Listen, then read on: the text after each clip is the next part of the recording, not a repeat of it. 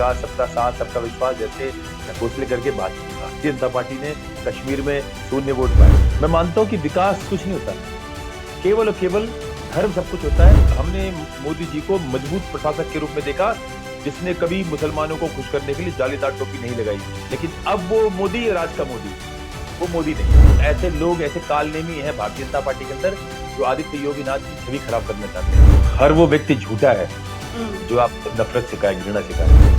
ये काबा में जाके पत्थर मारते हैं शैतान को, ये वहां भी पत्थर मारते हैं। जब आपका मजहब आपको आतंकवादी बनाए, जब आपका मजहब क्योंकि दूसरा किसी और विचारधारा को मानता है उसको मारने सिखाए, उस मजहब को तुरंत छोड़ दो। मजहब नहीं है, वो बीमारी है।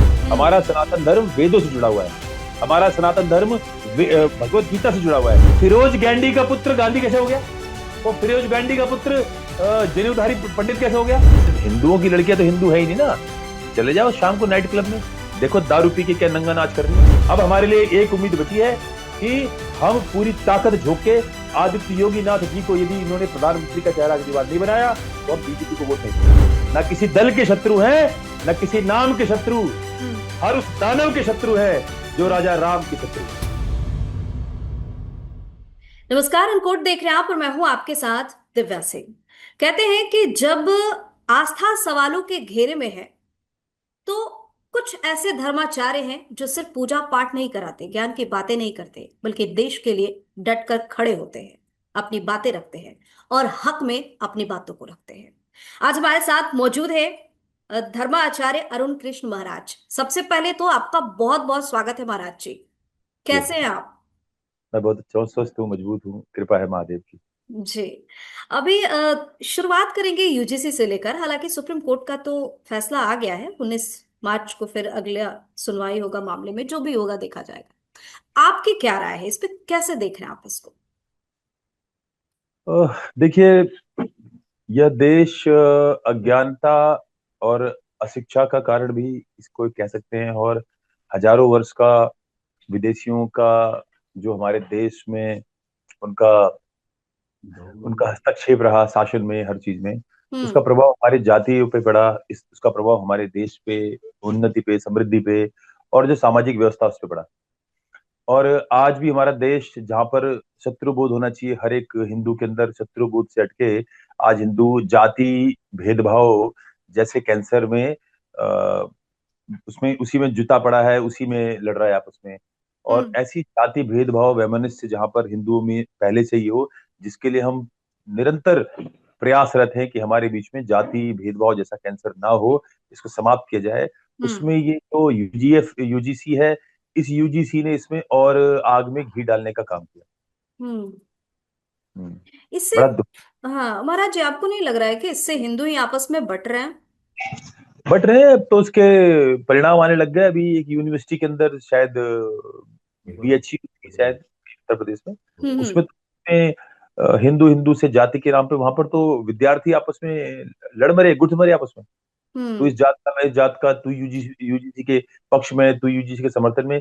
ये भारतीय जनता पार्टी ने बहुत ही परिपक्व और बहुत ही हल्का खेल खेला, बहुत हल्का खेल। हम्म। मतलब कभी ये कल्पना नहीं कर सकते थे, क्योंकि आपको पता है कि भारतीय जनता पार्टी जो कुछ है वो हमारे बल पे है, केवल बिल्कुल, हाँ। हिंदू के बल पे है। कोई हम्म। विकास विकास कुछ नहीं है, सिर्फ बेकार की बातें हैं। ये भारतीय जनता पार्टी भी जानती है। सबका विकास, सबका साथ, सबका विश्वास जैसे ढकोसले करके भारतीय जनता पार्टी ने कश्मीर में शून्य वोट पाए, है हम्म। ना। कश्मीर का काया पलट करके, मुसलमानों को खुश करने के लिए कश्मीर का काया पलट कर दिया। और खूब ये नारे लगाए, एक हाथ में कंप्यूटर, एक हाथ में कुरान, सबका साथ, सबका विकास, सब कुछ करके देख लिया। क्या मिला? शून्य वोट, है ना। तो इसका ये आप इसका सार ढूंढ सकते हो, सार निकाल सकते हो कि भारतीय जनता पार्टी की जीत का केवल एक रहस्य है, वो हम्म। है युद्ध की ताकत, हम्म। है ना। और मैं मानता हूं कि केवल मैं मानता हूं कि विकास कुछ नहीं होता, केवल और केवल धर्म सब कुछ होता है। इसका मैं आपको उदाहरण दूंगा कि फ्रांस से ज्यादा विकसित, hmm. France is one of the most developed country in the world. जिहादियों ने, प्रवासियों ने, जिनको उसी देश के सरकार ने बसाया, अपने कुछ निजी स्वार्थ भी होंगे, और थोड़ा सा सेकुलरिज्म का जो ये चूरन हम्म। इनको रखा है, जहर खा रखा है, उसके कारण बचाया पूरा फ्रांस। और जो पेरिस था, उन्हीं जिहादियों ने जला दिया। तो इसका मतलब धर्म कमजोर था, इसलिए आग लगा दी गई ना। हम्म। उसी फ्रांस ने क्या कहा, फ्रांस के कई सांसदों ने, काश हमारे पास योगी आदित्यनाथ जी होते। तो इसका मतलब धर्म मजबूत रहता है ना, तब देश बचता है। देश अ, अब इसके अंदर ये यूजीसी डालना, हम्म। जिसके कारण से भारतीय जनता पार्टी आज भारतीय जनता पार्टी है। महाराज जी, आपने योगी आदित्यनाथ का जिक्र किया, जो यूपी के सीएम हैं। उन्होंने एक नारा दिया था, आपको भी पता होगा, कटोगे तो बटोगे, बटोगे तो कटोगे, जो कह लीजिए, ठीक है। इसके बाद भी इस तरीके की चीजें आती हैं, यूजीसी जैसे नए नियम लागू करते हैं ये लोग। मतलब क्या मतलब बनता है, इस नारे का क्या मतलब है जब आपस में ही लोग लड़ रहे हैं? देखिए, आप आदित्य योगीनाथ को हम्म। और मोदी अमित शाह को, इन सबको एक में समझिए। हम्म। जब एक परिवार के चार लोगों के बीच में वैमनस्यता हो सकती है, कुछ रिश्तेदारों के बीच में, चाचा ताऊओं के बीच में वैमनस्यता हो सकती है प्रॉपर्टी संपत्ति को लेके और हम्म। कई अधिकारों को लेके, तो आप समझ सकते हो ऐसे लोग, ऐसे कालनेमी हैं भारतीय जनता पार्टी के अंदर, जो आदित्य योगीनाथ की छवि खराब करना चाहते हैं। वो उनकी बढ़ती शक्ति, बढ़ती लोकप्रियता के लोकप्रियता से। प्रति, हम्म। हाँ, उनकी बढ़ती लोकप्रियता के प्रति उनके अंदर जो असहज भाव आ चुका है, जो शंका आ गई कहीं ये देश के प्रधानमंत्री ना बन जाए, क्योंकि आज भारत का हर हिंदू ये चाहता हम्म। है कि आदित्य योगीनाथ जी प्रधानमंत्री बन जाए। बिल्कुल बिल्कुल, हाँ। और कालने में, बहुत सारे लोगों की तरफ से ये मांग भी उठ रही है। हम्म। तो ऐसे कालने में आज कौन भाजपा है में वो है। कालनेमी? बीजेपी के अंदर कालनेमी कौन है, वो क्या लग रहा है? कुछ उत्तर प्रदेश की सरकार में बैठे हुए हैं, जो हम्म। बड़े पदों पे हैं, हम्म। और कुछ केंद्र में बैठे हुए हैं, हम्म। जिनका चेहरा आपको सामने बड़ा साफ सुथरा दिखेगा व्यक्तित्व, लेकिन अंदर, उनके अंदर कहीं ऐसा लग रहा है उनको कि इतने परिश्रम के बाद मैं बस तनिक सा दूर हूं पीएम की हम्म। कुर्सी, तनिक सा।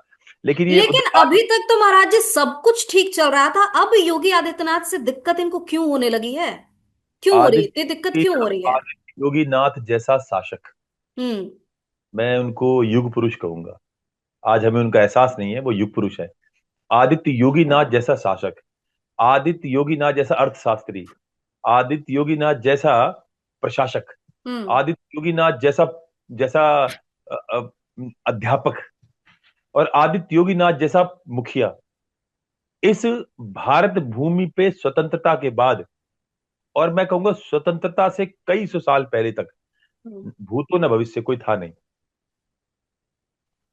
इसलिए उनकी बढ़ती शक्ति, लोकप्रियता के कारण भाजपा के कुछ लोग हैं जो उनको उनको उनको उनको गलत, उनको बदनाम करके चाहते हैं कि उनकी शक्ति छीण हो। उनकी शक्ति छीण होगी। अब देखिए, आपने कभी एक छोटा सा शब्द भी नहीं सुना होगा आदित्य योगीनाथ जी से कि वो यूजीसी के किसी तरह समर्थन में, वो चुप है हाँ ना, बिल्कुल। वो इतने, वो हम्म। चुप है। हम्म। उनकी चुप, उनकी उनका जो साइलेंस है, ये प्रमाण है कि वो खुद इसके विरोध में है यूजीसी के, हम्म। लेकिन कुछ बोल नहीं पा रहे, क्योंकि कुछ शक्तियां ऐसी हैं दृश्य, हम्म। जो वो जानते हैं कि उनके उनके विरुद्ध लगी हुई हैं। हम्म। लेकिन हाँ। आपको पता है, मुझे पता है, ये हमारी भविष्यवाणी है कि आने वाले कालखंड में आप देखोगे कि एक इतिहास में पहली बार एक भगवाधारी कहेगा कि मैं आदित्य योगीनाथ प्रधानमंत्री पद की शपथ लेता हूं। बिल्कुल, अब मैं वो, यही सवाल आपसे करने वाली थी कि आप नरेंद्र मोदी के बाद किसको पीएम के तौर पे देखना चाहते हैं, और आपने शपथ इस तरीके से सुना दिया। देखिए, नरेंद्र मोदी नरेंद्र मोदी जी को हम एक फायर ब्रांड नेता जानते थे। हम्म। हम उनको गोधरा में मारे गए 65 निर्दोष हिंदू बच्चे, महिलाओं को जब हम्म। इन मुसलमानों ने आग में झोंक दिया था मिट्टी का तेल डाल के, हम्म। प्रतिक्रिया जो गुजरात में हुई, जी। हम उस फायर ब्रांड नेता के रूप में जानते हैं मोदी को, जिसने हम्म। उस गुजरात को उस स्तर तक, साम दाम दंड भेद हर तरह से, जैसे एक मजबूत प्रशासक होता है, हमने हमने मोदी जी को मजबूत प्रशासक के रूप में देखा, जिसने कभी मुसलमानों को खुश करने के लिए जालीदार टोपी नहीं लगाई। लेकिन अब वो मोदी, राज का मोदी, वो मोदी नहीं है। ये मोदी है सबका साथ, सबका विकास, सबका विश्वास, और हिंदुओं को मारो, ब्राह्मणों को मारो, लात, ये वाले मोदी है अभी। सवर्णों को इतनी मारो, लात। नाराजगी क्यों आ गई मोदी जी को लेकर, इतनी नाराजगी क्यों आ गई आपके अंदर? क्योंकि मोदी जी से हमने बहुत कुछ आशा की थी। हमने हाँ। मोदी जी को, इस देश को वैदिक राष्ट्र, सनातन वैदिक राष्ट्र बनाने के लिए हमने मोदी जी को जोड़ा था। मोदी जी को हमने एक हाथ में कंप्यूटर और एक हाथ में कुरान देके, और पेट पे बम बांध के फट जाने वालों के साथ खड़े होकर, मैं कहता हूँ जैसे इन्होंने यूजीसी लाए हैं, हम मैं मेरे दलित सबसे प्रिय है मेरे लिए। जो हम्म आपका छोटा कमजोर भाई होता है ना, वो आपका सबसे प्रिय होता है। माँ को सबसे प्यारा कमजोर बच्चा होता है। हम्म। मैं आपको बताऊं, मैं धर्माचार्य का जीवन जीता हूं, लेकिन जो मेरा सबसे प्यारा बालक है वो वाल्मीकि है समाज हम्म से। और वो क्योंकि शाकाहारी जीवन जीता है, तो मैं और वो थाली में साथ में खाते हैं। आप सोचिए। और अगर कोई कहे कि मेरे नाम के आगे भारद्वाज, पांडे और तिवारी लगा है और मैं शाम को मुर्गा खा के आया हूं, तो मेरी थाली में भोजन नहीं कर सकता, मेरे लिए मलेच्छ है वो। ये मेरी विचारधारा है। लेकिन वो वाल्मीकि सात्विकता से जीता है, तो हम दोनों साथ में भोजन करते हैं। इस हम्म। जाति वैमनस्यता को जाम समाप्त करने का काम कर रहे हैं। वहां पर मोदी जी ने इसमें आग लगा दिया। और शत्रु भेड़िया देख रहा है कि दोनों हिरन में, जो हिरन, एक हिरन तो लड़के अपने आप मर जाएगा आपस में, जो बचेगा उसको हम खा जाएंगे। इन्होंने शत्रु को मौका दे मजबूत दिया है। मजबूत किया है। और हम मतलब हम अब हम मोदी जी को कुछ साल और सहन कर सकते हैं, हमारी मजबूरी कह लो, प्रधानमंत्री के पद पे। इतनी नाराजगी आप सहन करने की बात कर रहे हैं हाँ, महाराज जी? बड़ा से बहुत सम्मान है मुझे उनका, बहुत सम्मान करता हूँ, उनके साथ खड़ा हूँ। लेकिन जो उन्होंने किया है ये बहुत ही निंदनीय है। उन्होंने उन्होंने एक 30-35% जो भारत के जो एक एक समाज है उनको और हम्म। बाकी को लड़ा के मार दिया। लड़ रहे हैं सब आपस में, गाली दे रहे हैं। बिल्कुल आप जाके हाँ। देखिए ट्विटर पे जाइए, फेसबुक पे जाइए। मतलब इतना दुख हो रहा है मुझे कि क्या हो रहा है।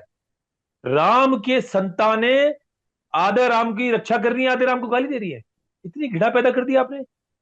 भाई SC ST के मैं सबसे बड़ा, मुझे तो कहा जाता है कि महाराज जी आप ब्राह्मणों के बहुत बड़े आलोचक हो, मुझे कहते हैं। हम्म मैं ब्राह्मण हूं, कहते हैं महाराज जी आप ब्राह्मणों के कितने बड़े आलोचक हो। हम्म। समझ रहे हैं आप। लेकिन जी। ब्राह्मणों का आलोचक हूं, इसका मतलब है कि मैं किसी ब्राह्मण का आलोचक या प्रिय नहीं हूं। मैं अपने सर्वस्व सनातन, जो पूरा जो सनातन समाज है, मैं उसका उसका उसका जी। पक्षधर हूं। हम्म। लेकिन उसमें इन्होंने जो ये जो वायरस डाला है, UGC नाम का, इससे मेरे मन में बहुत पीड़ा क्रोध है मोदी जी महाराज जी, की। आपने अभी थोड़ी देर पहले जिक्र किया कि मोदी जी कह रहे हैं एक हाथ में कंप्यूटर एक हाथ में कुरान। आपको लेके लोग कहते हैं कि बड़ा विवादित बयान देते हैं। आप बोलते हैं इस्लाम झूठा है, अल्लाह झूठा है, ऐसा बोलते हैं क्या? देखिए, हर वो व्यक्ति झूठा है हम्म जो आपको नफरत सिखाए, घृणा सिखाए। हम्म वो व्यक्ति झूठा है जो आपको केवल किसी व्यक्ति की विचारधारा आपसे अलग है तो उसे मारो, ये सिखाए। वो झूठा है, वो है ही नहीं। हम्म कोई व्यक्ति कहता है कि दूसरे की बहन बेटी आपके लिए माले गनीमत है, उसे लूटो, वो आपके लिए प्रॉपर्टी है, तो वो झूठा है। हमारे धर्म में यजुर्वेद का मंत्र कहता है, मृतश्चमा चक्षुषा सर्वाणि भूतानि समीक्षन्ताम, मृतश्चाहम चक्षुषा सर्वाणि भूतानि समीक्षे, मृतस्य चक्षुषा समीक्षा भय। ये यजुर्वेद का इतना सुंदर मंत्र है, जो कहता है कि हे प्रभु, मैं परमात्मा को कह रहा हूं, ये उसे प्रार्थना कर रहा हूं। यजुर्वेद कह रहा है, मेरे वेद कह रहे हैं कि हे परमात्मा, केवल मनुष्य मात्र नहीं, जीव जंतु प्राणी के मन में भी मेरे लिए प्रेम ला, और हम्म मेरे मन में भी उन जीव जंतु प्राणियों के प्रति प्रेम ला, सहस्तित्व की भावना ला। मैं उनकी रक्षा करूं, मैं उन पर दया करूं। ऐसे जिए सब प्राणी। बताइए, है कुछ इसकी तुलना? और एक तरफ सहील बुखारी 25 कहती है, सहील बुखारी 25, और कुरान 9:5 कहती है, कुरान 4:8 कहती है कि काफिर जो मूर्ति पूजा करते हैं उन वो जहन्नुमी हैं। हम्म और आप यदि ये कहते हो हैप्पी होली हैप्पी दिवाली, तो ये शैतानों का त्योहार है। हम्म अगर आपने हैप्पी होली हैप्पी दिवाली कह दिया तो आपने कुफ्र कर दिया। हम्म और कुफ्र क्या है? अल्लाह बलात्कारी को, मैं नहीं, ये मेरे कोर्ट नहीं है, अमेरिका का एक बहुत बड़ा मुल्ला, जो बड़ा उसका उसको एक एक बड़े ही एक वामपंथी चैनल लल्लन टॉप ने बुलाया था अपने चैनल में। हम्म उसने बाकायदा राष्ट्रीय चैनल पर आकर बोला है। उसने कहा है कि अल्लाह बलात्कार माफ कर देगा बच्ची का। किसी ने पूछा उससे, दूसरे मुसलमान ने, कि जी ये बताइए, 3-4 साल की बच्ची का बलात्कार हो रहा है और एक तरफ मूर्ति पूजा हो रहा है, अल्लाह किसको माफ करेगा और किसको दंड देगा? तो उसने बोला अल्लाह मूर्ति पूजक को दंड देगा। ये उस मुल्ला ने कहा, मैंने नहीं कहा ये। हम्म उसने कहा कि 3 साल की बच्ची, आप मधुकर जी, आप कल्पना करो, नाम क्षमा चाहूंगा आपका नाम, जी दिव्या। दिव्या। दिव्या जी, आप कल्पना करो कि 3 साल की बच्ची के साथ दुष्कर्म हो रहा है। हम्म आप कल्पना करो आंख बंद करके, और एक तरफ मूर्ति पूजा हो रही है। अब आप ये सोचो कि आपको मूर्ति पूजा में कोई अपराध नजर आता है? और एक तरफ बच्ची का बलात्कार हो रहा है। लेकिन अल्लाह देखो, वाह रे वाह अल्लाह, इनका इनका अल्लाह, हम्म। कैसा अल्लाह है इनका, कि वो मूर्ति पूजक को मारेगा, कहेगा बच्ची का बलात्कार, चलो कोई नहीं, ये तो होता रहता है, ये तो माले गनीमत है। हम्म। ये ये कोई जब आपका मजहब आपको नफरत सिखाए, जब आपका मजहब आपको आतंकवादी आतंकवादी बनाए, जब आपका मजहब क्योंकि दूसरा किसी और विचारधारा को मानता है उसको मारने सिखाए, उस मजहब को तुरंत छोड़ दो। मजहब नहीं है वो, बीमारी है, वो कैंसर है। हिंदुओं को काफिर मान के पत्थर मारते हैं, इसके पीछे का लॉजिक क्या है? इसका लॉजिक है वही मूर्ति पूजा। आप हम्म। देखो, मैं बहुत सारे चैनलों से बोला, मेरी एक वीडियो वायरल हो रही है, 25-20-25 लाख व्यू आ गए, और मुझे हम्म। धमकियां भी आ रही हैं कि महाराजा को ढूंढेंगे, राजा कहाँ है, महाराज ढूंढेंगे इसे, इसको सऊदी अरब वगैरह से, कई जगह से। तो आप मंदिर में जाती हो, आपने कभी पत्थर मारा किसी को? हम्म।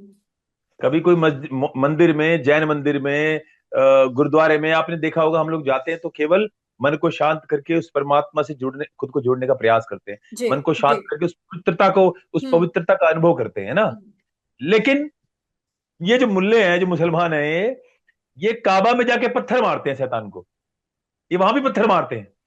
केवल मुसलमान एक ऐसा मजहब है जहां वो जाके उस काबा, मक्का, मदीना पत्थर मारते हैं। कहते हैं किसको पत्थर मार रहे हैं जी? शैतान को मार रहे हैं। और शैतान किसको कहते हैं? ये शैतान कहते हैं बुत परस्त को। आप बताइए, ऐसी विचारधारा, ये कोई मजहब है? ये मजहब, हम्म। ये क्या बातें हैं इतनी मतलब मैं क्या बताऊं, ये कोई, कभी हमारा वेदों में इतना सुंदर वर्णन है, हमारे शास्त्रों में जीव जंतु प्राणी समेत हर की रक्षा, जहां पर स्त्री की बात आती है, बिल्कुल। स्त्रियों के बारे में कितने सुंदर शब्द बोले गए हैं। घूंघट घूंघट तो अभी मात्र इन मुगलों के, इन मुसलमानों के आने कारण से हमारी स्त्रियां घूंघट पहनने लगी, नहीं तो घूंघट घूंघट जैसी हमारे तो धर्म में इन चीजों की कोई जगह ही नहीं है। हमारा हम्म। तो स्वतंत्र धर्म है, पवित्र धर्म है, जहां पर यत्र नारस्तु पूज्यन्ते रमन्ते तत्र देवता, स्त्रियों के लिए ऐसे शब्द बोले गए हैं। और ये कहते हैं कि स्त्रियां माले गनीमत है, ये जोतने की चीज है, जोतने की चीज है। बताओ। अब आप कल्पना करो इन शब्दों की, मेरे शब्द नहीं है, आप कुरान उठा के देख लो, कुरान हदीसों में हम्म। इसको महाराज जी, आप। हाँ महाराज जी, यहाँ पे रोकना चाहूंगी। बहुत सारी खबर आए दिन अलग अलग स्टेट से ऐसी सामने आती रहती है, देश के अलग अलग कोने से ऐसी खबर सामने आती है जहाँ हिंदुओं का नाम रख के, उनका आईडी बनाकर हिंदुओं लड़कियों को गुमराह किया जा रहा है, उनको टारगेट पे लिया जा रहा है, फंसाया जा रहा है, डराया जा रहा है, धमकाया जा रहा है, उनका धर्मांतरण करा, लव जिहाद की शिकार हो रही। इस पर क्या कहेंगे? हिंदू लड़कियां हैं कहाँ भैया? हिंदू कहाँ बची है लड़कियां? हम्म। लड़कियां तो हिंदुओं की लड़कियां तो हिंदू है ही नहीं ना। चले जाओ शाम को नाइट क्लब में, देखो दारू पी के क्या नंगा नाच कर रही है। सिगरेट, दारू, कपड़े कहाँ जा रहे हैं, स्कर्ट कहाँ जा रही है, और ऊपर का टॉप कहाँ जा रहा है, पता ही नहीं। जाके देखो एक क्लब नहीं, I am not talking about one club, go to hmm. Any club, hmm. Any club in the world. Hindu लड़कियां जितना नाश कर रही हैं धर्म का, जितना गंद मचा रही हैं, हम्म।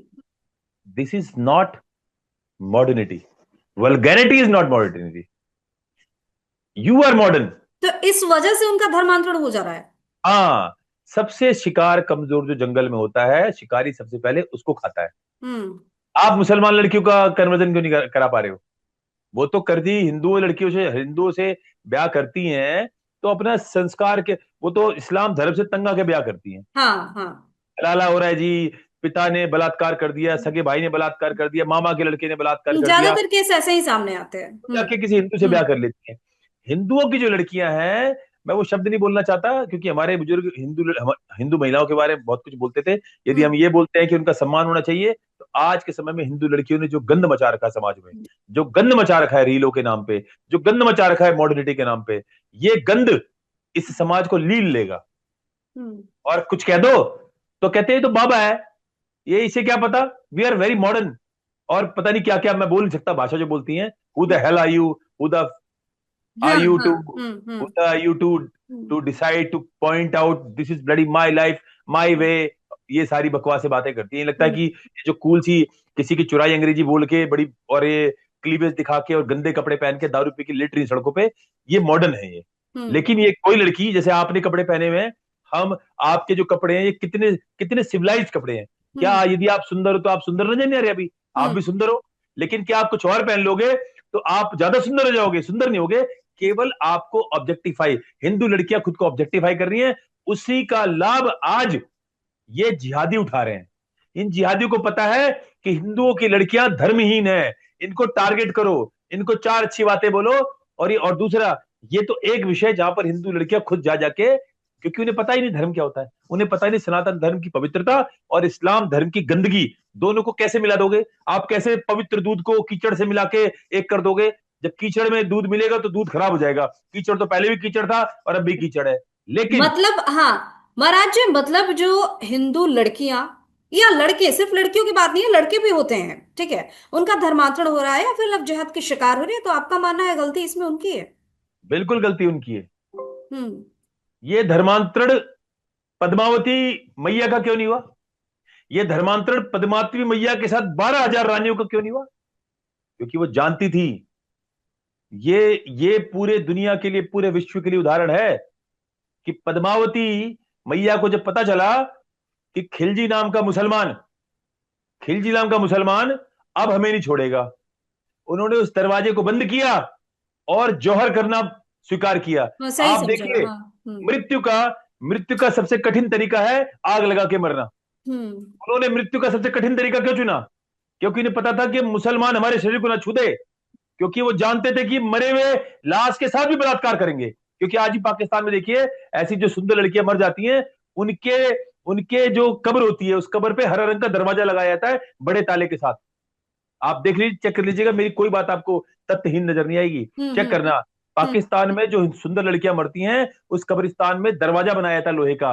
जब तक वो लड़की की लाश का अपघटन क्रिया, अर्थात वो सड़ नहीं जाती, तब तक वो दरवाजा बंद रहता। नहीं तो मुसलमान उस मरी लाश के साथ भी बलात्कार करते हैं। ऐसे ऐसे जानवरों, ऐसे भेड़ियों के साथ आप ब्याह, उनके निकाह कर रहे हो। इसका मतलब आपको पता ही नहीं आप कर क्या रहे हो।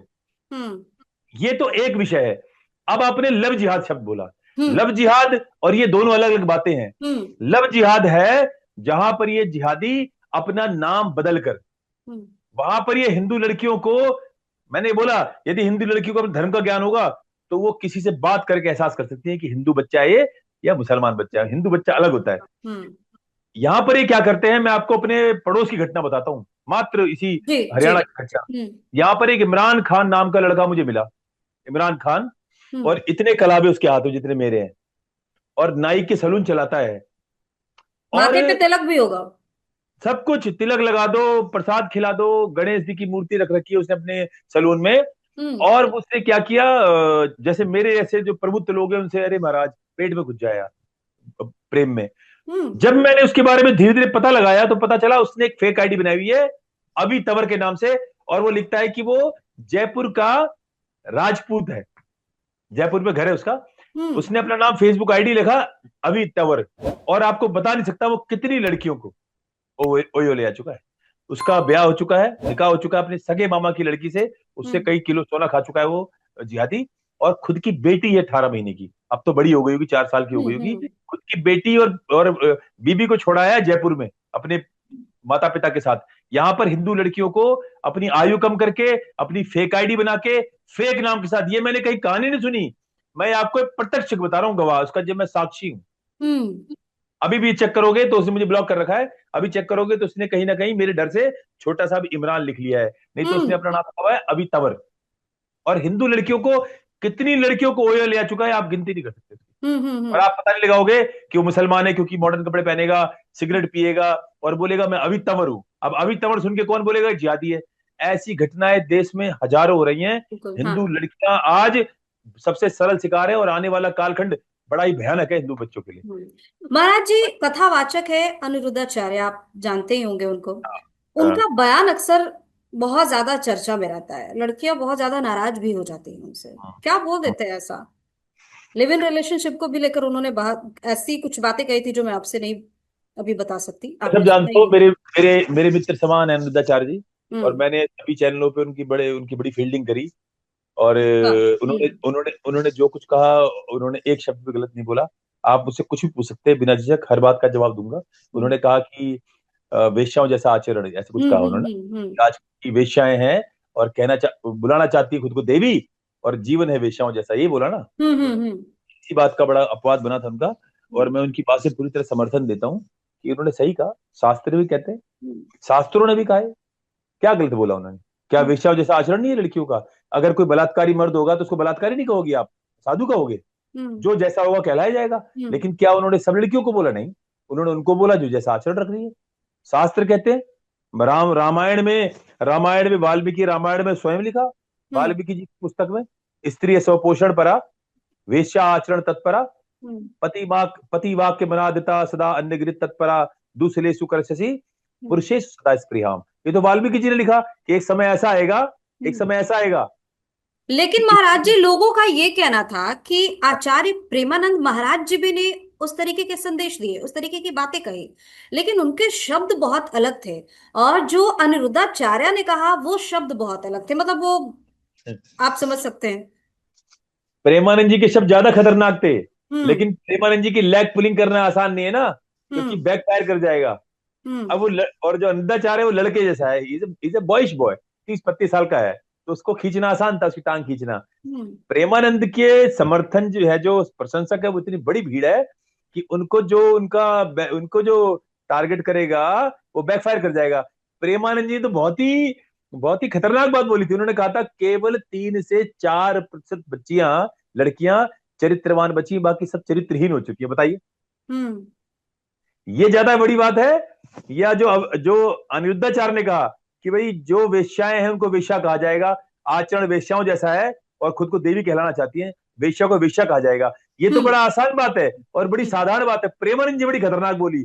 उन्होंने सीधे सीधे कहा 4% लड़कियां चरित्रवान बची है, साफ सुथरी पवित्र अपने पति के पास जाती है, 96% तो जाने क्या क्या कर बैठती हैं हम्म। शादी से पहले। अब ये बताओ दोनों में से समय से कौन सी शादी कर है? देनी चाहिए, ये भी मुद्दा समय, उठा था। हम्म। बिल्कुल समय से शादी करनी चाहिए।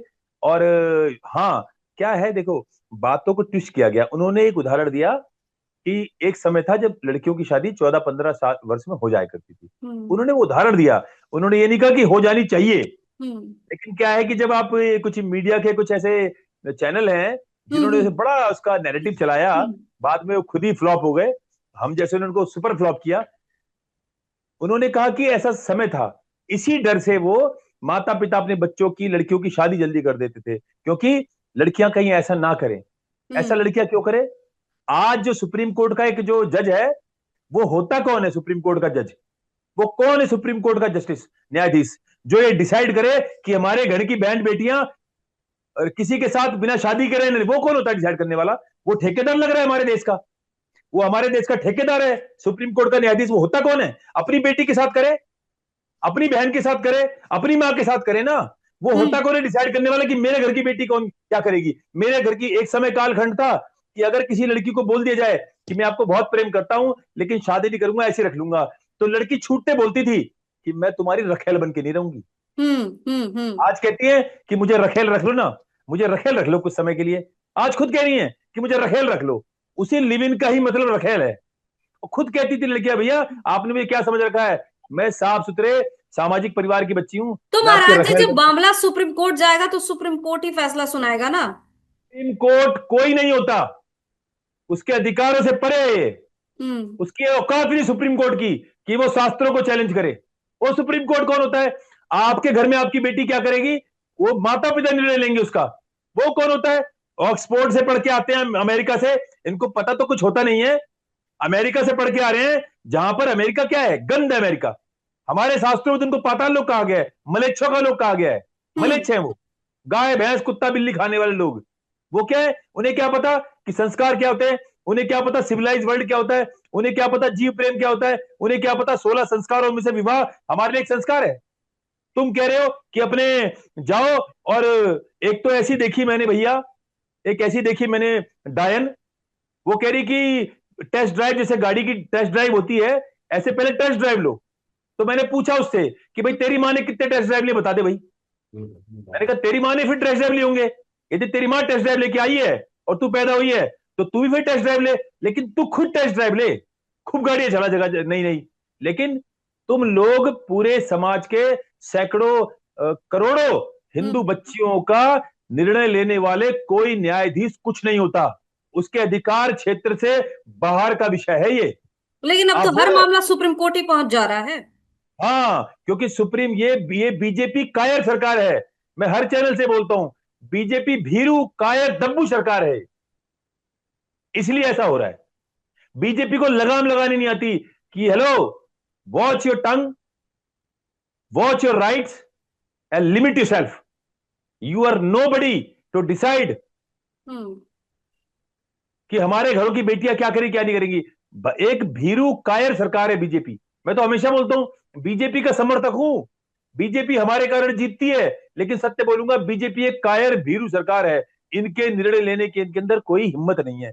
200 तो पहले कायर थी, अब कायर हो गई है? कायर ही है बीजेपी हमेशा. शुरू से ही? शुरू से ही कायर है बीजेपी. कायर सरकार है बीजेपी. बीजेपी के अंदर जन ताकत नहीं है. बीजेपी के बीजेपी की इच्छा है. हम्म। उनकी जो उनके विचार अच्छे हो सकते हैं, लेकिन उनके अंदर हिम्मत नहीं है. आप सोचो 1984 से लेकर और अभी 2012 तक कांग्रेस कभी 200 से 201 सीट जीत नहीं पाई. लेकिन कांग्रेस ने जिसको चाहे मरवा दिया. कांग्रेस ने जिसको चाहा बिकवा दिया. कांग्रेस ने इमरजेंसी लगवा दी. कांग्रेस ने 10,000 सिख मरवा दिए. कांग्रेस ने जो चाह करा मात्र 200 सीटों से. लेकिन बीजेपी के पास 313 सीट हुई. बीजेपी के पास 303 सीट हुई. लेकिन बीजेपी एक कायर भीरू डरपोक सरकार है. वो कभी नहीं बोल पाई न्यायाधीश को कि हेलो, अपनी सीमा में रहो, अपनी औकात में रहो. तुम कौन होते हो निर्णय लेने वाला कि मेरे घर की बेटी किससे शादी करेगी, कैसे रहेगी? तू कौन होता है डिसाइड करने वाला भाई? तू है कौन? हम्म। तू अपराध देख, लोगों के संपत्ति के केस देख. तू जीवन में किसी के साथ शोषण हो रहा है वो देख. तू देख कि कहीं किसी को समानता के नाम पे, असमानता के नाम पे, जाति वैमनस्य के नाम पे, जाति धर्म मजहब के नाम पे किसी भी तरह से किसी के खिलाफ अन्याय ना हो. तू ये देख. समाज देश के लिए और क्या अच्छा हो सकता है तू ये देख. और समाज को, देश को विकसित करने के लिए क्या हो सकता है, नए नियम क्या हो सकते हैं वो देख. तू कौन होता है भाई डिसाइड करने वाला कि मेरे घर की बेटी किससे ब्याह करेगी? तू डिसाइड करेगा कि मेरी बेटी किसी के साथ भाग जाए? तू डिसाइड करेगा कि मेरी बेटी 6 लड़कों के साथ रहे? तू कौन होता है भाई? Who the hell are you? आप हो कौन भाई? सुप्रीम कोर्ट के अगर न्यायाधीश हो तो क्या मालिक हो क्या इस देश के? क्या मालिक हो क्या मेरे घर के? मेरी बेटी के मालिक हो कौन आप? ये ईसाई है. ये न्यायाधीश कोई हिंदू नहीं है, ये ईसाई है. और बीजेपी कायर नपुंसक और भीरू सरकार है. और इसका उदाहरण बीजेपी ने एक बार नहीं बहुत बार दिया है. बीजेपी तुरंत लाती है अध्यादेश कि ये नहीं चलेगा. आप कौन होते हो कहने वाले कि अरे भैया, मतलब आप सोचो क्या गंद मचाया सुप्रीम कोर्ट ने. सुप्रीम लोग कोर्ट कहते तो, हैं कि आप वायरल होने के लिए ऐसे ऐसे बयान देते हैं। अब आप सोचो, सुप्रीम कोर्ट तो लोंडो की शादी करा रही थी. हम्म। सुप्रीम कोर्ट इतने मलेच्छ हैं कि लोंडे लोंडे शादी कर रही है. मतलब लड़की लड़की से ब्याह करेगी, मतलब क्या? मतलब इतने, ये सुप्रीम कोर्ट है. मतलब हंसू मैं इस पे गाली दूं? हम्म। लड़की लड़की से कैसे ब्याह कर सकती है? ब्याह का क्या, ब्याह का मूल क्या होता है बताइए? ब्याह का मूल होता है संतान उत्पत्ति. हम्म। और एक एक लिंग दूसरे लिंग के साथ पूरा जीवन काटने के लिए जीवन साथी की तरह रहे और अपने वंश बढ़ाए, संतान उत्पत्ति करे. हम्म। अब लड़की लड़की से संतान उत्पत्ति कैसे कर देगी भैया? और लड़का लड़का कैसे कैसे कर देगा? इतना घटिया सोच. और इतनी, वैसे तो हिंदू धर्म में शादी जो विवाह जो एक संस्कार माना जाता है। संस्कार माना नहीं जाता. हम्म। संस्कार है. हम्म। हमारे 16 संस्कारों में से विवाह एक एक, संस्कार है. हाँ हाँ। और आपको बताऊं, ये सारे पढ़ते हैं ईसाई देशों से. जितने न्यायाधीश हैं यहां तो पढ़ते नहीं है. मैं तो ये मांग करता हूं भारत सरकार से कि आप एक चपरासी का इंटरव्यू लेते हो 4, और तब उसे चपरासी बनाते हो. और न्यायाधीश कहता है कि मेरा भतीजा न्यायाधीश बन जाएगा, मेरा भतीजा चीफ जस्टिस बन जाएगा, वो बन जाता है. ये कॉलोनियल सिस्टम, ये जो चाचा भतीजावाद है, ये ये क्यों खत्म है होना न्यायाधीश चाहिए। न्यायपालिका में? बिल्कुल खत्म होना चाहिए. ये कौन है? जब ये खुद दूसरों का न्याय कर रहे हैं अन्याय के नाम पर, तो ये न्याय से परे कैसे हैं? इनको किसने अधिकार दिया कि अपने भतीजे को बोलते भाई तू आज से न्यायाधीश बन जाएगा, मेरा भतीजा, मेरा भाई, मेरे रिश्तेदार ये रिकमेंड करेंगे कि न्यायाधीश कौन बनेगा? अरे इनकी कमेटी बैठनी चाहिए लोकसभा में. इनके इनके इनके प्रति एक मतलब प्रस्ताव, हाँ। सर्वदल सदस्यीय कमेटी बैठे, वो हम्म। निर्णय ले कि न्यायाधीश बनेगा कौन. जनता निर्णय ले. ये कौन तो डिसाइड करने वाले कि अभी मैं बैठा हूं, जब मैं उतरूंगा तो अपने भतीजे को बना दूंगा, पढ़ के आऊंगा विदेश से और बातें करूंगा मेरे शास्त्र पे. मैं तो कह रहा हूं न्यायाधीशों को पता होना चाहिए. कोई न्यायाधीश जब तक भगवत गीता कंटेस्ट उसको ना पता हो, कोई न्यायाधीश जिसने वेद ना पढ़े हो, उपनिषद ना पढ़े हो, उसको न्यायपालिका में न्यायाधीश की कुर्सी नहीं बैठानी चाहिए. उसको पता होना चाहिए इस देश के संविधान के प्रथम पेज पे, प्रथम पृष्ठ पे भगवान राम का चित्र है, भगवान कृष्ण का चित्र है. ये समझा रहे हैं ईसाई आके कि हम अब जाओ अपनी बेटियों को रखेल बनाओ, हमारे समाज का दूषित करना चाहते हैं, हम हम्म। बर्दाश्त नहीं करेंगे इसे। और भारत सरकार से बोलता हूं, बीजेपी से, कि तुम अपनी टांगों पे खड़े हो बीजेपी वालों, तो हमारे बल पे खड़े हो, तुम्हारी टांग खींच देंगे और नीचे गिर जाओगे। टांग खींच देंगे, नीचे गिर जाओगे, तो तुम्हारी सरकार रहेगी नहीं। तो कर लेना ये तुम यूजीसी और जो भी तुम ये जो हमारे बीच में वैमनस्य फैला रहे हो, हिंदुओं को हिंदू से बांट रहे हो, तुम्हारी टांग खींचेगी, नीचे गिर जाओगे। और हम चाहते नहीं कि बीजेपी को गिराना, क्योंकि हम चाहते हैं इन्हीं के कान खींच के इन्हीं को ठीक करें। क्योंकि जो बाकी पार्टियां हैं वो तो हम्म। विधर्मी है पूरी तरह से, वो तो विधर्मी है। अब विधर्मी पार्टियों को हम चाहते नहीं उनको सत्ता में लाए कभी, हम्म। उनको हम चाहते नहीं जीवन में कभी उनको अवसर मिले, वो कभी इस हम्म। पार्टी में आए, किसी सत्ता में आए। महाराज जी, बांग्लादेश का जिक्र करना चाहेंगे। हिंदुओं पर अत्याचार किस तरीके से हो रहा है बांग्लादेश के अंदर, वो तो आप देख ही रहे हैं। क्या लग रहा है, यहाँ की गवर्नमेंट को कुछ कदम उठाने चाहिए थे? तो आपने मेरी बात फिर देखो पूरी कर दी ना। ये कायर भीरू सरकार है, ये कायर भीरू सरकार है। भीरू, भीरू बोलते हैं हमारे हिंदी में कायर को, हम्म। भीरू टोक हैं। हम्म। एक हाथी के पैर में कुत्ता काट काट के भाग रहा है। भारत हाथी जैसा शरीर है हम्म। और हम्म। वो कुत्ता एक छोटा सा। अगर आप उस कुत्ते से निपट नहीं पा रहे, तो कल यदि आपका चाइना से युद्ध हो गया तो आप क्या करोगे? आपसे पाकिस्तान निपटा नहीं जा रहा है, आपने एक युद्ध छेड़ा और वो चिढ़ाके से आ गए, दुनिया को असमंजस में डाल दिया कि कौन जीता कौन हारा। यही किया ना। हम्म। हम्म। कांग्रेस को, कांग्रेस जैसी विधर्मी पार्टी को आपने बोलने का मौका दिया ना। अरे जब आप घुस गए थे तो उसको मिटा के आते वापस। ये राष्ट्र वीरता से चलता है, डिप्लोमेसी काम नहीं आती हमेशा। हम्म। आप देखो, बांग्लादेश के अंदर जो शेख हसीना है, जिसको ये पाल रहे हैं बैठ के, यहां पर बटर नान खिला रहे हैं, ये बटर नान जो खिला रहे हैं शेख हसीना को, क्यों हम्म। खिला रहे हैं भाई? शेख हसीना अगर आई है तो सबसे पहले उसे घर वापसी कराओ। उसको बोलो आज से तेरा नाम सरिता यादव होगा, सरिता शर्मा होगा, तब रहेगी तुम्हारे देश में। आपको लग रहा है ये शेख हसीना बहुत अच्छी है? हमारे बांग्लादेश के अंदर 23% हिंदू थे, 23%। हम्म। और उन तथाकथित दलितों के जो बड़े चिंतक हैं, उन वामपंथी और जाति वैमनस्य फैलाने वाले कीड़े रावण जैसे को बता दूं कि बांग्लादेश के अंदर 23% हिंदू थे और उसके अंदर 87% केवल केवल केवल और केवल दलित थे। आज मात्र 7% बचे हैं हम्म। और बहन बेटियों के रोज बलात्कार होते हैं। बहन बेटियों का रोज उनको फोर्स कन्वर्जन होते हैं और खुलेआम लोगों को थाने से निकाल निकाल के मारा जा रहा है। क्यों? हम्म। क्योंकि वहां पर भाईचारे का जो ये नाटक है इन मुसलमानों का, वो पर्दा हट चुका है। वो पर्दा हट चुका है। वो जो यहां पर है ना, जैसे आपको बताऊं, मुसलमान पूरी दुनिया को 3 हिस्से बांटते हैं: दारुल इस्लाम, दारुल अमन और दारुल हरब। हम्म। तो मुसलमान के लिए जहां पर इस्लाम कायम हो जाता है, जैसे सऊदी अरब और यूएई, तो ये बन जाता है दारुल इस्लाम, कि यहां पर कोई लड़ाई नहीं है क्योंकि सारे मुसलमान हैं। यहां पर मारेंगे सिया सुन्नी, बोहरा, बरेलवी, हम्म। इली, घोसी, हलाल, इनको मारेंगे। हम्म। इस नाम पे मारेंगे। पाकिस्तान में सियाओं को मार रहे हैं लोग। वो है दारुल इस्लाम। हम्म। जहां पर इन मक्कारों की संख्या थोड़ी सी होगी, वहां बोलेंगे ये दारुल अमन। हम तो भाई हैं, हिंदू मुस्लिम भाई भाई, मजहब नहीं सिखाता आपस में बैर रखना, जैसे नौटंकियां। जब इनकी संख्या इनकी इच्छा अनुसार बढ़ चुकी होगी, जैसे भारत, भारत के विशेष राज्य कश्मीर, हम्म। बंगाल, उत्तर प्रदेश के सहारनपुर जैसे क्षेत्र, मुजफ्फरनगर, वो क्षेत्र है इनके लिए दारुल हरब। इनके मोहम्मद ने खुद कहा है, आपको मैं सूरा नंबर दिखा दूंगा, उसमें हदीस में लिखा हुआ है कि इन्वेड इंडिया। मैसेंजर ऑफ अल्लाह ने कहा है, अल्लाह ने कहा है इन्वेड इंडिया।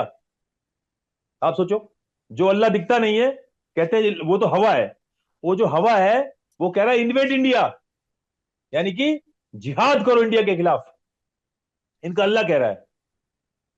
तो क्योंकि अब इनकी संख्या यहां 20% हो गई, जैसे जैसे आप इनकी संख्या बढ़ती जाएगी इस देश में, आप देखना, हम्म। ये मुसलमान किसी को जीने नहीं देंगे। क्योंकि इनके इनके खून में घृणा है। एक बात बता दूं, बच्चा आपके घर का हो, मेरे घर का हो, जन्मना जायते शूद्रा ब्रह्म, जन्मना जायते शूद्रा संस्कारादि उच्यते। जन्म से हर बच्चा शूद्र पैदा होता है, अधम पैदा होता है। हमारा बच्चा छोटा सा क्या सीखता है? बकरी के बच्चे के साथ खिलौने से खेलना सीखता है।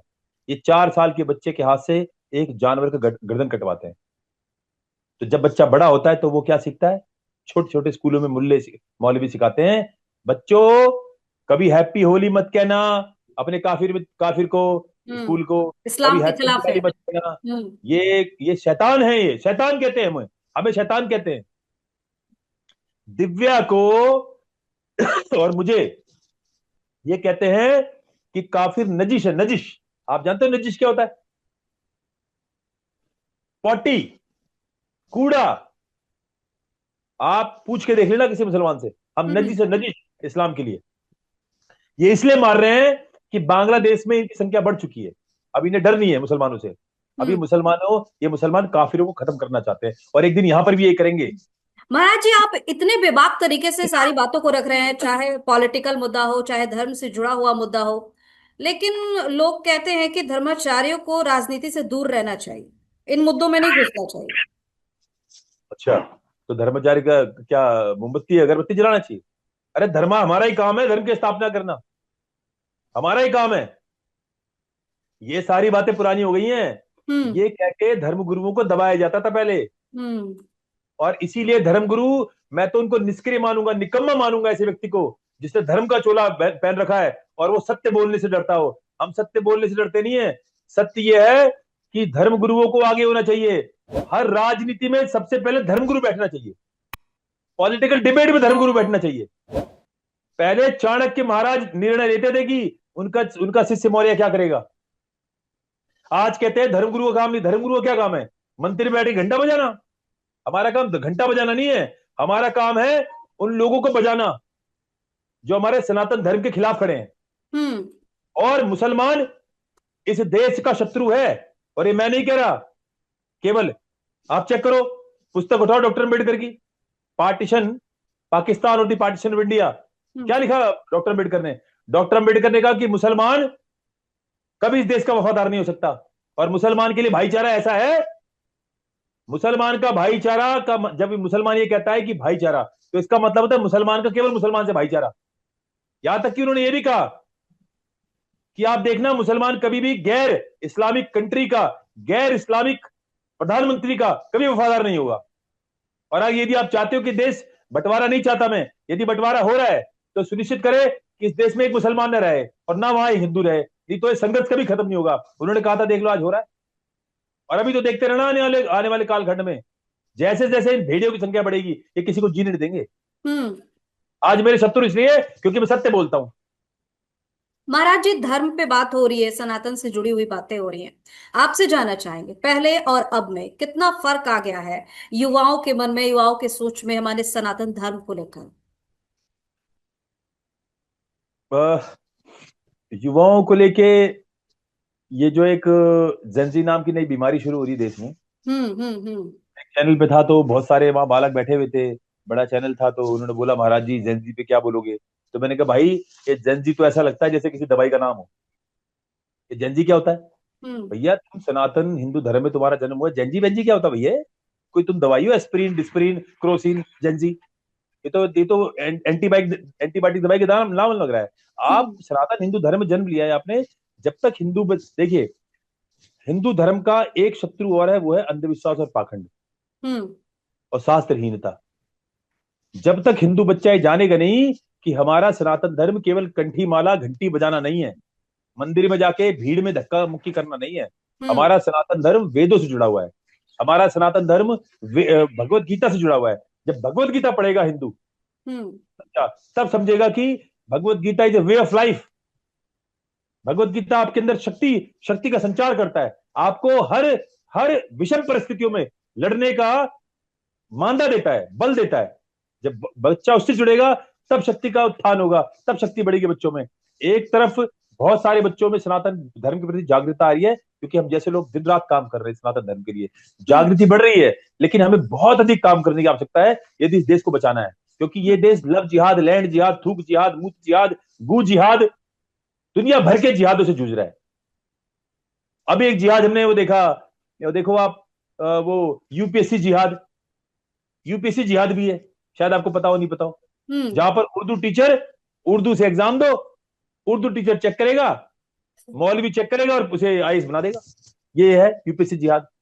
तो इन जिहादों से बचाया जाए, लेकिन सरकार का जो रोल है, सरकार की जो जी। भूमिका है, वो पूरी तरह संदिग्ध है। सरकार की जो भूमिका है वो पूरी तरह से कायरता और भीरुपन से भरी पड़ी है। सरकार से हमारा विश्वास उठ चुका है।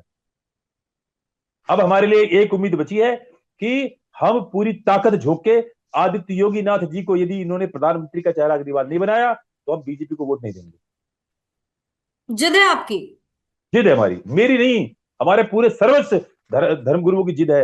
यदि आदित्य योगी नाथ को मुख्यमंत्री के पद से नहीं, प्रधानमंत्री का चेहरा नहीं बनाया, हम्म। और कोई मजबूत हिंदुत्व का व्यक्ति उत्तर प्रदेश में बैठे और प्रधानमंत्री का पद संभाले योगी जी। लेकिन और कहा जा रहा है कि उनसे तो सीएम की कुर्सी भी छीनने की तैयारी हो रही है, कौन कह रहा है? और आप पीएम के पद पे देखना चाहते हैं। कौन कह रहा है? कहा कौन जा रहा है कह रहा बहुत है? सारे लोग हैं जो कह रहे हैं, मैंने भी बोला था एक जगह, मैंने कहा जी हम्म। ऐसा है, देखो, आज तक मैंने देखा है उत्तर प्रदेश में आदित्य योगी नाथ ने हम्म। किसी भी किसी भी व्यक्ति से, केवल वो किसी समुदाय का है, किसी मजहब का है या किसी विचारधारा का है, ये सोच के कभी भेदभाव नहीं किया। हम्म। सबको समानता का अधिकार, सबको जो भी सरकारी सुविधाएं हैं, सरकारी लाभ हैं, सबको समान दिए। लेकिन देखो, मुसलमान आज भी इनके खिलाफ खड़ा है, आज भी वामपंथी इनके खिलाफ खड़े हैं, गद्दार है, क्योंकि ये जानते हैं कि जिस दिन आदित्य योगीनाथ प्रधानमंत्री की उस सत्ता पे बैठेंगे, इस देश का कायाकल्प हो जाएगा। हम्म। हम इसको सनातन वैदिक राष्ट्र बनाएंगे। हमें भैया नहीं सड़कें नहीं चाहिए। लेकिन आप महाराज जी, एक दिन पहले की बात है, एक दो दिन पहले मैंने खबर देखी थी। हाँ, उत्तर प्रदेश में एक मौलाना है, नामी जाने पहचाने मौलाना है, काफी हाँ, नाम है उनका, बयान वगैरह देते रहते हैं, खूब वायरल भी रहते हैं। हम्म। ये सीएम योगी आदित्यनाथ की बहुत तारीफ कर रहे थे, क्या लग रहा है इसके पीछे का कारण क्या हो सकता है? देखो, इसे इस्लाम में अलतकिया कहते हैं, अलतकिया। हम्म। अलतकिया आप गूगल पे सर्च करना, अलतकिया कहते हैं अंग्रेजी में, act of deceiving enemy, act of deceiving enemy. ये एक और है मुसलमानों में एक कला, झूठ बोलना। झूठ बोलना भी इस्लाम का हिस्सा है। अपने शत्रु को भ्रमित कर दो अच्छी बातें हम्म। करके, जहां पर कम हो। अब उन्हें पता है आदित्य योगीनाथ इस वक्त ताकतवर शासक है, और बड़े बड़े जो यहाँ कहते थे ना, दंगे करा देंगे, हम आग लगा देंगे, हम मोमिन ये कर देंगे, वो जेलों में सड़ रहे हैं। हम्म। कई तो कई तो बहत्तर बहत्तर हुर लेके अपना, बहत्तर बहत्तर हुरों के साथ अपना किसी और दुनिया में व्यस्त है, ऐसे भी हैं। हम्म। उनको मिल गई 130 फुट की हुरे, वो व्यस्त है, ऐसे ऐसे बड़े बड़े अतीक अहमद जैसे। तो उन्हें पता है तो कि ये अपनी एक्शन जगह का डर है, ये एक्शन का डर है क्या मौलानाओं में? का डर है, भ्रमित कर रहे हैं, हम्म। भ्रमित कर रहे हैं। लेकिन आदित्य योगीनाथ भैया वो गुरु है, मानता है वो मुख्यमंत्री से पहले एक धर्माचार्य है। वो जानते हैं कि शत्रु कितनी भी मीठी चिकड़ी चिकड़ी बातें करे, कितनी भी अच्छी बातें करे, हम्म। शत्रु शत्रु होता है। क्योंकि आप देखिए, प्रत्यक्ष गवाह है, पिछली बार आदित्य योगीनाथ जी को किसी मुसलमान ने वोट नहीं दिया। और इतने गद्दार हैं, इतने गद्दार, कि जिसको आदित्य योगीनाथ जी ने मुसलमानों को अल्पसंख्यक मोर्चा में अपने साथ रखा, जिनको समानता का अधिकार देके अपने साथ जोड़ा बीजेपी के साथ, हम्म। उस सीट पे मान लीजिए उदाहरण के तौर पे, जहां पर 100 मुसलमान थे, जो आदित्य योगीनाथ जी यानी बीजेपी के लिए काम करते उत्तर प्रदेश में, तो जब उस बूथ पे चेक किया गया तो 100 वोट नहीं मुसलमानों के, तो पूछा गया भैया तुम तो हमारे साथ थे, तुम्हारे वोट भी नहीं है इसमें, तो तुम्हारे तो वोट होंगे, तुम्हारे वोट कहाँ है? तो उन्होंने क्या कहा कि हम आपके साथ हैं। लेकिन जब वोट देने गए बीजेपी को, ये कोई और नहीं बोल रहा, ये बीजेपी के मुस्लिम कार्यकर्ता कह रहे हैं कि हम जब वोट देने गए, तो जब हमने उंगली रखी बीजेपी के बटन पे, तो हमारी उंगली कांपने लग गई, हमें लगा हम हराम काम कर रहे हैं, इसलिए हमने बीजेपी को वोट नहीं दिया। आप सोचो कितने नमक हराम हैं। जिस बीजेपी ने अपने अपने पार्टी में, दल में जोड़ा, और उनको एक बूथ का उत्तरदायित्व दिया कि इस बूथ हम्म। को आप संभालिए, इस बूथ पे आप देखिए कैसे काम होगा, उस बूथ पे उन्हीं मुसलमानों ने वोट नहीं दिया जिन मुसलमानों को उस बूथ की जिम्मेदारी दी। ये हम्म। इतने नमक हराम है। तो अब योगी जी जान चुके हैं, हम भी पहले ऐसे नहीं थे, हम भी नहीं जानते थे मुसलमानों को। अखिलेश यादव के समर्थन में मुस्लिम इतना क्यों रहते हैं? आपको क्या लग रहा है इसके पीछे का कारण क्या है? देखिए कहा जाता है अखिलेश, कि ज्यादातर जो मुस्लिम मुल्ला वोट है अखिलेश, उन्हीं को मिलता है। मुल्ला मुल्ला अखिलेश, हम्म। मुल्ला अखिलेश भाई, मुल्ला मुलायम का बेटा मुल्ला अखिलेश ही तो होगा। देखिए ऐसा है, ये वो सत्ता के लालची है, ये वो सत्ता के मद में लोभी हैं ये, कि ये अपनी मातृभूमि को बेच सकते हैं। शर्म आती है मुझे इन लोगों को। मैं भी एक बड़े यादव समाज में बैठा हुआ था, और मैं अखिलेश की बात करी। मैंने कहा यादव जो शब्द होता है ना, यादव, बड़ा सम्मान है मेरे मन में यादव के लिए, क्योंकि भगवान कृष्ण का एक नाम है यादव। हम्म। और अर्जुन ने कहा भगवान कृष्ण को, जब उनको उन्होंने अपना विश्व रूप दिखाया, तो भगवान अर्जुन, महाराज अर्जुन ने कहा कृष्ण को, सकेति मतवा प्रथमम यदुक्तम, हे कृष्ण हे यादव हे सकेति, अजानता महिमा नाम तवेदम, मया प्रमादा प्रणयेन वापी, कि हे कृष्ण क्षमा, मैं तो तुम्हें मित्रतावश प्रेम में हे यादव हे सखा कह के पुकारता था, क्योंकि तुम मेरे मित्र थे। मुझे मुझे ये आभास नहीं था कि मैं हम्म। साक्षात भगवान के दर्शन कर रहा हूं, तो मैं तो आपको प्रेम में यादव कह देता था। तो आप सोचो यादव कितना पवित्र शब्द है। और इस मौलाना, इस मुल्ला अखिलेश ने यादव शब्द का कितना अपमान किया है। और वो यादव जो उसके साथ जुड़े पड़े हैं, उनको कैसे भ्रमित कर रखा है इसने, इस विधर्मी ने। आप बताइए, जिस कृष्ण की मूर्ति इन कठमुल्लों ने अपनी मस्जिद की सीढ़ी पे गाड़ रखी है, उस कृष्ण के विग्रह के खिलाफ, उस मस्जिद के खिलाफ कभी आपने उत्तर प्रदेश के किसी यादव को बोलते देखा? हम्म। नहीं बोलते, क्योंकि बिक चुके हैं ये यादव नहीं बचे। यादव मेरे भगवान कृष्ण का नाम है, जिसको मैं बड़ी पवित्रता, मैं दास हूं कृष्ण का, मैं कृष्ण का दास हूं। और मैं शर्म आती है ऐसे मुसलमान, ऐसे हिंदुओं पे, इन इन यदमुल्लों पे, जो भगवान कृष्ण को भूल के एक एक विधर्मी की दरबारी बने पड़े हैं। अरे तुम्हारा भगवान केवल भगवान कृष्ण होना चाहिए। मैं तो यादव शब्द का बड़ा सम्मान करता हूं, क्योंकि कृष्ण का नाम है। तुम क्यों नहीं सम्मान कर रहे अपने अपने शब्द का?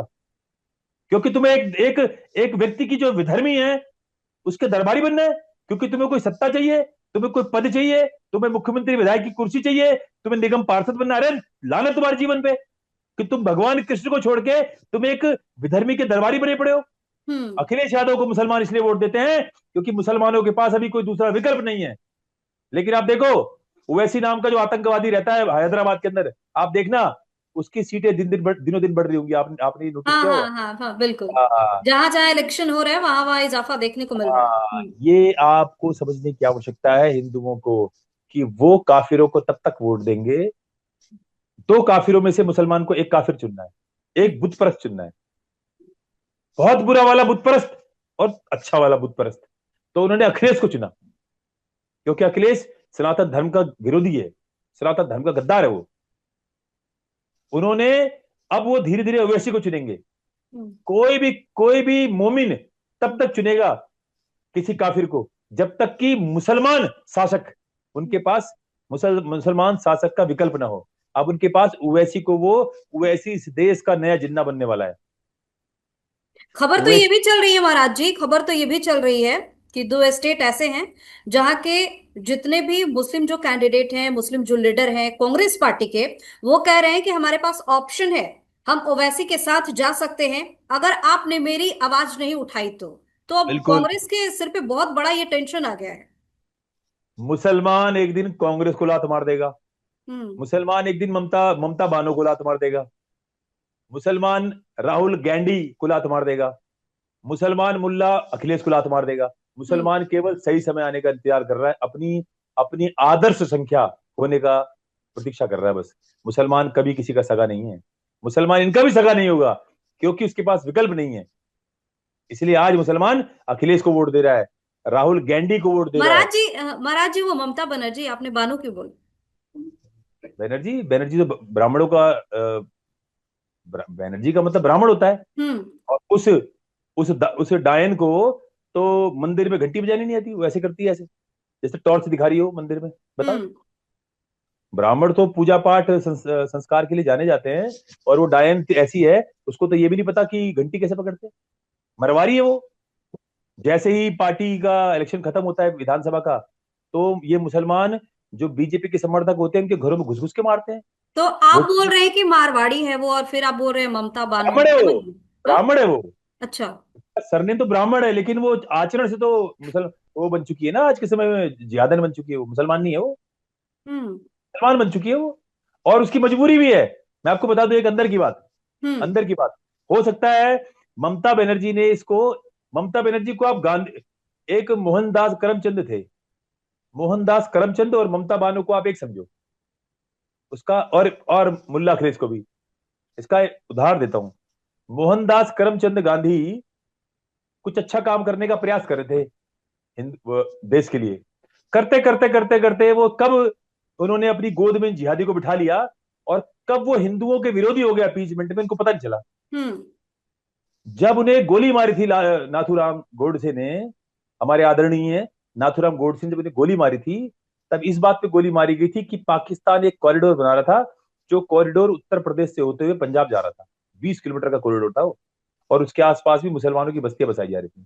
हम्म। जब नाथूराम गोडसे थक गए, तंग आ गए देख देख के इनकी जातियां हिंदुओं के प्रति, तब उन्होंने गोली मारी। तो उस वक्त इनकी, जैसे गांधी जी एक पल एक जगह पे आके मजबूर हो गए थे, मुसलमानों के साथ खड़े, कोई विकल्प नहीं है। आज ममता बानो के पास कोई विकल्प ही नहीं बचा। अगर उन्होंने मुसलमानों को छोड़ दिया, हिंदू तो उनको पसंद करते नहीं 50%। इसीलिए पिछली बार 77 सीटें आई थी बीजेपी की, है ना। अब देखना आप, अगर इन्होंने मुसलमान भी छोड़ दिए तो 77 हो गए, मुसलमान चले गए, हार गई। अब तो वो देश को बेच देगी। अब तो वो ये मांग करेगी आने वाले कालखंड में, लिख के दे सकता हूं, अगर उसे बोला जाए कि आमो, आम क्या बोलते हैं, आमरो बांग्ला, कुछ आमलो बांग कुछ करके वो शब्द बोलते हैं। हम्म। अगर वो उसको मौका मिले, उसका अवसर मिले कि वो बंगाल को एक सॉवर्निटी राज्य बनाना चाहे, एक देश की तरह घोषित करना चाहे, तो ममता बानो अपने सत्ता के स्वार्थ के लिए वो उस बंगाल को एक स्वतंत्र राज्य घोषित करने से चूकेगी नहीं। राहुल गांधी को आपने कुछ बोला अभी थोड़ी देर पहले। गैंडी। क्यों कैंडी क्यों? गैंडी गैंडी। महाराज जी गैंडी। कैसे कैसे हाँ, शब्द का? मैं बता रहा हूँ, अरे मैं बता रहा हूँ, आपको लगता है कि मैं कोई आपको लगता है कोई मैं अपशब्द प्रयोग करूंगा। हम्म। गैंडी जो था, गैंडी फिरोज गैंडी थे वो, उनका हम्म। नाम था फिरोज गैंडी। तो ये गांधी तो मोहनदास करमचंद गांधी का नाम है। भाई तुम कहां से गांधी हो गए? आपके दिव्या जी, आपके दादा का सरनेम क्या था? हम्म। आपके दादा का सरनेम आप बताइए क्या सिंह, था? हाँ। सिंह था ना। हम्म। तो सिंह थे ना, अब तभी तो सिंह हो। अब कोई हो टिंग, वो कैसे सिंह बन जाएगा? कोई टिंग सिंह नहीं बन सकता ना। ऐसी ये गांधी गैंडी गांधी कैसे बन जाएगा? उनका जो नाम था फिरोज गैंडी था, जिससे इंदिरा गांधी ने शादी करी थी। हम्म। फिरोज गैंडी, वो मुख्यतः मुसलमान थे, वो पर्शियन। तो फिरोज गैंडी का पुत्र गांधी कैसे हो गया? वो फिरोज गांधी का पुत्र जनेऊधारी पंडित कैसे हो गया? तो इसीलिए मैंने उनका असली नाम बोला गैंडी, राहुल गैंडी, क्योंकि वो उनका सरनेम है, गांधी नहीं है। गांधी तो एक हम्म। चुराया नाम है। जाते जाते देश की जनता को मैसेज क्या है, जो आपको देख रहे हैं, बड़े गौर से सुनते हैं? जनता के लिए मैसेज है। वैसे महाराज जी ध्यान रखिएगा, आपने बोला था कि आपको धमकियां भी आ रही हैं। आती है, कोई नहीं। हाट जले जैसे लाकड़ी, केस जले जैसे घास, हम्म। कंचन काया जल गई कोई ना आए पास। काया जल जाएगी, हमें डर नहीं है। हमें धमकी देते रहे, मृत्यु तो सबके जीवन में है, आज है या कल। और मैं हम्म। जनता को आपके चैनल के माध्यम से ये अपना आह्वान करके जाऊंगा कि सारा सनातन समाज ये सुने हम्म। कि हम ना किसी दल के शत्रु हैं, हम्म। ना ना किसी दल के शत्रु हैं। हम किसी पॉलिटिक्स पार्टी के शत्रु नहीं है, और ना किसी के नाम के शत्रु है। नाम अखिलेश के शत्रु है, ये बताना चाहता हूं आपके माध्यम से। जी जी जी। नाम राहुल गांधी के शत्रु है। तो इसी पे मैं कहना चाहता हूं, ना किसी दल के शत्रु है, ना किसी नाम के शत्रु। ना किसी दल के शत्रु है, ना किसी नाम के शत्रु। हम्म। हर उस दानव के शत्रु है जो हम्म। राजा राम के शत्रु। हर उस दानव के शत्रु हैं जो हम्म। राजा राम के शत्रु। हम्म। और आप याद रखिएगा, ये सड़कें, ये बिल्डिंगें, ये कॉर्पोरेट लाइफ, हम्म। ये लग्जरी, ये सब कुछ कश्मीर के हिंदुओं के पास था। कश्मीर के हिंदुओं के पास 100 एकड़ बगीचे थे, उद्यान थे सेब के। बड़ी बड़ी गाड़ियों में घूमते थे बड़े बड़े व्यापारी, जिनके घर में नोट गजे रहते थे। एक दिन 100 मस्जिदों से, इन मुसलमानों ने एक दिन 100 मस्जिदों से चीखा और कहा कि काफिरों, 24 घंटे का समय दे रहे हैं, कश्मीर खाली कर दो। जैसे बांग्लादेश में बार बार यह आह्वान किया जा रहा है कि भाग जाओ यहां से, हम्म। भाग जाओ यहां से। हम्म। 100 मस्जिदों से मुसलमानों ने कश्मीर के चीखा हम्म। और कहा कि काफिरों, कश्मीर 24 घंटे का समय दे रहे, खाली कर दो, लेकिन अपनी बहन बेटियां छोड़ जाना, बहन बेटियां छोड़ जाना। और 24 घंटे में भगदड़ मची, वो आतंक मचा। गिरजा टिक्कू नाम की हिंदू बच्ची को नग्न करके 20 मुसलमानों ने बलात्कार किया। और फिर आरी से, आप कल्पना करो उस पीड़ा की, आरी से बीच में से चीर दिया। माता पिताओं ने अपनी बहन बेटियों को अपने हाथों से विष पिलाया कि विष पिला देंगे इस अपनी बेटी को तो हमारे सामने तड़प तड़प के मर जाएगी, हम देख लेंगे, सहन कर लेंगे। लेकिन ये मुसलमान उनको नोचेंगे गिद्धों की तरह, उस पीड़ा को कैसे बर्दाश्त करेंगे? ये मुसलमान उनको अपना गुलाम बना के नोचेंगे, जी। सामूहिक बलात्कार करेंगे, हम ये कैसे देखेंगे? इसलिए उनको विष दिया गया। याद रखना हिंदुओं, जो जाहिल मूर्ख हिंदू इन मुसलमानों में अपना भाईचारा ढूंढ रहा है, एक दिन तू चारा बनेगा जैसे चारा बनते आए हैं। तो जिसका धर्म नहीं, जिसके पास जिसका धर्म नहीं है, याद रखना उसका भविष्य भी नहीं बचेगा। जी, बहुत बहुत धन्यवाद महाराज जी, आप आए और आपने अपना इतना कीमती वक्त हमारे लिए निकाला और इतने बेबाक तरीके से आपने हर मुद्दे पर अपनी राय रखी। बहुत बहुत शुभकामनाएं आपको, बहुत बहुत शुभकामनाएं। जी। आप जीवन में बहुत उन्नति करो और इसी तरह से अपना एक पूरी तरह से सच्चाई की राह पर चल के अपना ये चैनल चलाना, आपकी उन्नति होगी, आपकी उन्नति कोई रोक नहीं पाएगा। जय महादेव। जी, जय।